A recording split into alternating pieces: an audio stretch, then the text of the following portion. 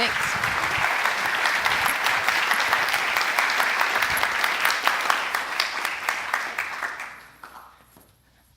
Before this becomes a different kind of talk, I'm going to say that. All right, I want to see a show of hands. How many of you have ever unfriended someone on Facebook because they said something offensive about politics or religion, childcare, food? And how many of you know at least one person that you avoid because you just don't want to talk to them? You know, it used to be that in order to have a polite conversation, we just had to follow the advice of Henry Higgins in My Fair Lady, stick to the weather and your health. But these days, with climate change and anti-vaxxing, those subjects are not safe either. So this world that we live in, this world in which every conversation has the potential to devolve into an argument where our politicians can't speak to one another and where even the most trivial of issues have someone fighting both passionately for it and against it, it's not normal. Pew Research did a study of 10,000 American adults, and they found that at this moment we are more polarized, we are more divided than we ever have been in history. We're less likely to compromise, which means we're not listening to each other, and we make decisions about where to live, who to marry, and even who our friends are going to be based on what we already believe. Again, that means we're not listening to each other. A conversation requires a balance between talking and listening, and somewhere along the way we lost that balance. Now, part of that is due to technology, the smartphones that you all either have in your hands or close enough that you could grab them really quickly. According to Pew Research, about a third of American teenagers send more than 100 texts a day. And many of them, almost most of them, are more likely to text their friends than they are to talk to them face to face. There's this great piece in The Atlantic. It was written by a high school teacher named Paul Barnwell.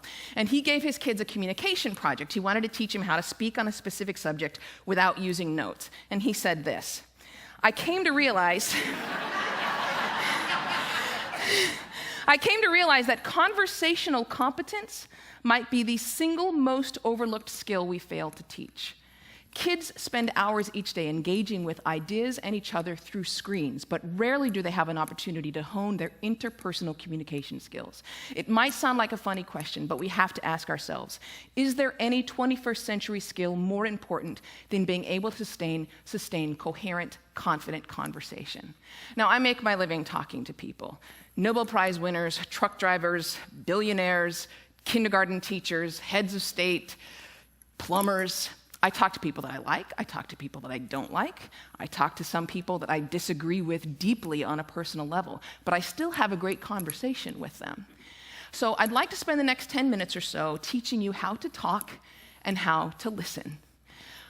Many of you have already heard a lot of advice on this. Things like look the person in the eye, think of interesting topics to discuss in advance, nod and smile to show that you're paying attention.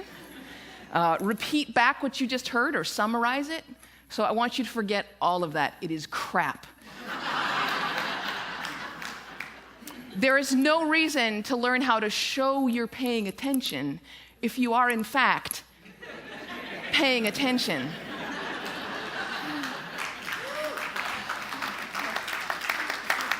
Now, I actually use the exact same skills as a professional interviewer that I do in regular life. So I'm going to teach you how to interview people, and that's actually going to help you learn how to be better conversationalists. Learn to have a conversation without wasting your time, without getting bored, and please God, without offending anybody.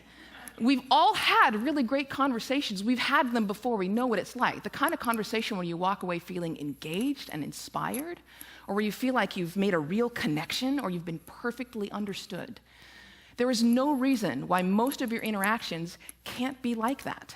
So I have 10 basic rules. I'm going to walk you through all of them, but honestly, if you just choose one of them and master it, you're already going to enjoy better conversations. Number 1, don't multitask. And I don't mean just set down your cell phone or your tablet or your car keys or whatever's in your hand. I mean, be present. Be in that moment. Don't be thinking about your argument you had with your boss. Don't be thinking about what you're going to have for dinner. If you want to get out of the conversation, get out of the conversation. But don't be half in it and half out of it. Number 2, don't pontificate.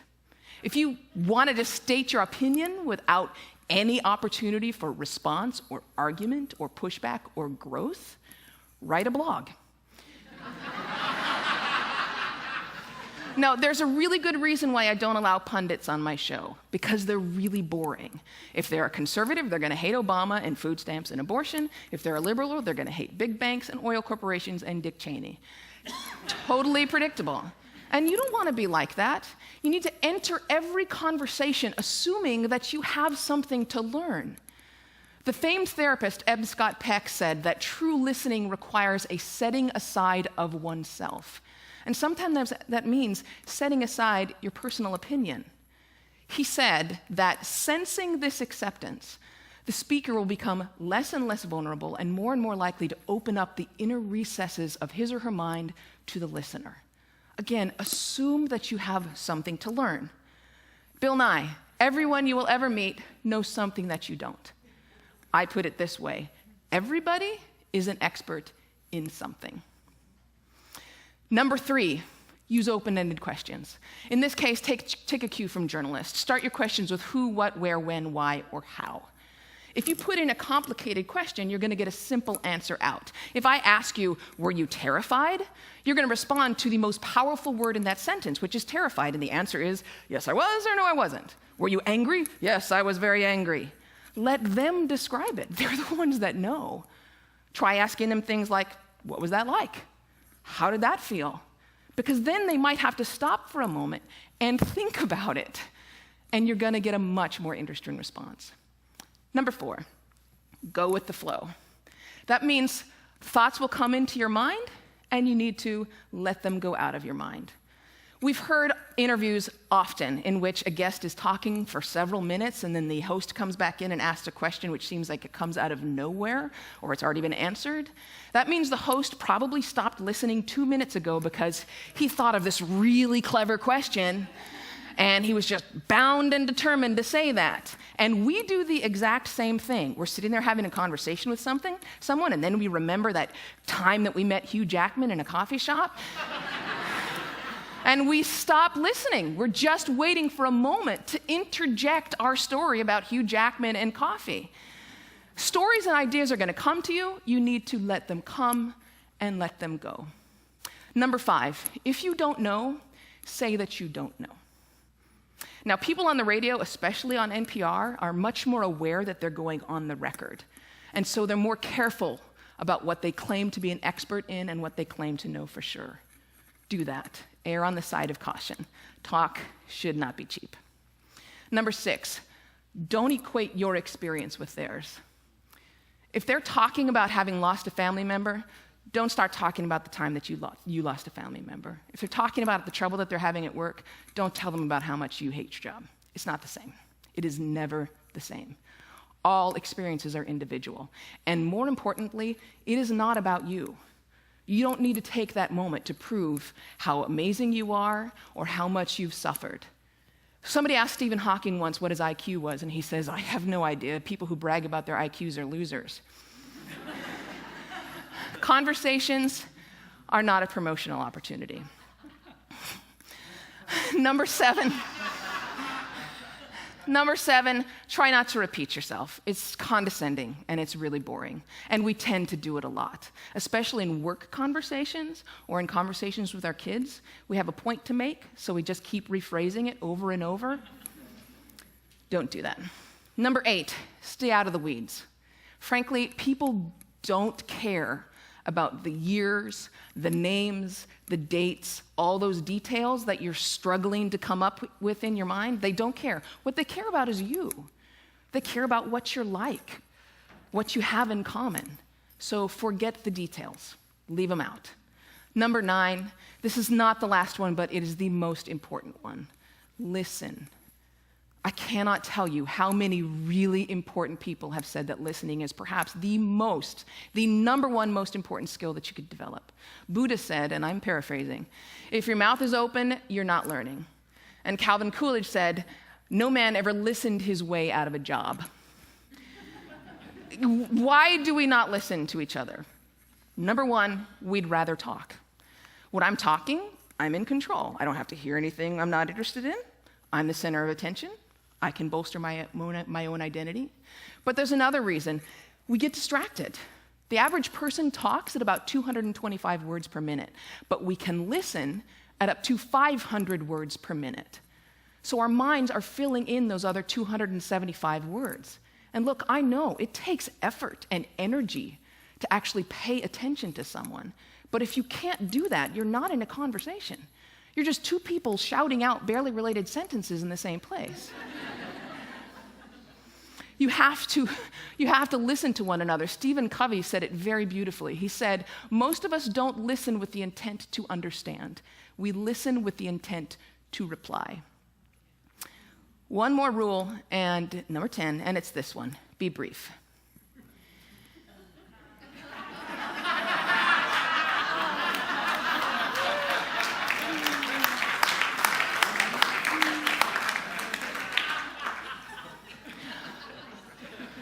All of this boils down to the same basic concept, and it is this one.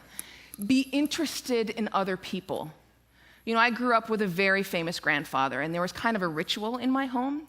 People would come over to talk to my grandparents, and after they would leave, my mother would come over to us and she'd say, do you know who that was? She was the runner-up to Miss America. He was the mayor of Sacramento. She won a Pulitzer Prize. He's a Russian ballet dancer. And I kind of grew up assuming everyone has some hidden amazing thing about them. And honestly, I think it's what makes me a better host. I keep my mouth shut as often as I possibly can. I keep my mind open, and I'm always prepared to be amazed, and I'm never disappointed. You do the same thing. Go out, talk to people, listen to people, and most importantly, be prepared to be amazed. Thanks.